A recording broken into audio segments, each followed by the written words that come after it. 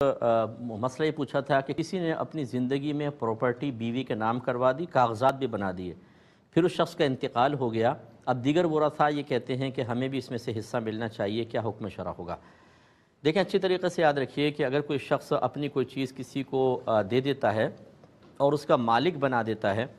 تو اس کو ہمارے عرف میں گفٹ کہتے ہیں، تحفہ دینا کہتے ہیں، عربک میں ہبہ کرنا کہتے ہیں۔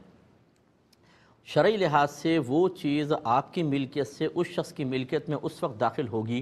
کہ جب وہ اس کو ایک تو قبول کر لے، یہ ضروری ہے، اگر انکار کر دیا میں نہیں کرتا ہوں، چاہے لاکھ آپ ڈاکومنٹس بنائیں، اس کی ملکیت میں داخل نہیں ہوں گے۔ اور دوسری بات یہ ہے کہ آپ پورا مالکانہ تصرف اس کو دیں، وہ چاہے تو اس کو بیچے، چاہے تو کسی اور کو گفٹ کرے، چاہے تو مطلب اس کو سیل کر کے دینی ادارے کے اندر پیسہ دے دے، آپ روک نہیں سکتے ہیں۔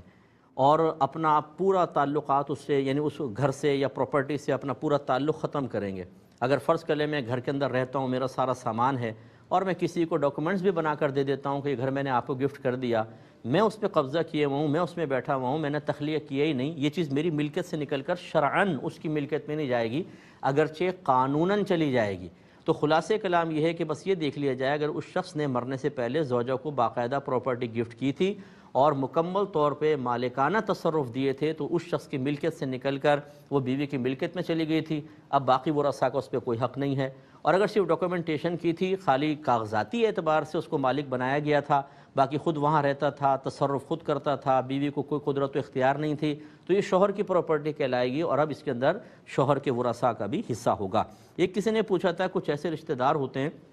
جو وارثوں میں شامل ہو جاتے ہیں لیکن زندگی میں مورث کے ساتھ، یعنی جو فوت ہوا ہے بہت ان کا الٹا سیدھا تعلق ہوتا ہے، تو کیا ان کو بھی دینا ہوگا؟ مثال یہ ہے کہ جیسے مثال کے طور پہ ایک شخص کی صرف ایک بیٹی ہے اور اس کے بہن بھائی بھی موجود ہیں تو یقینی سی بات ہے بہن بھائیوں کو حصہ ملے گا، لیکن زندگی میں ایسا ہوا کہ بہن بھائی جو تھے وہ لڑ رہے تھے اس شخص کے ساتھ اور قطع تعلق تھا، تو کیا اب بھی ان کو پیسہ دینا پڑے گا؟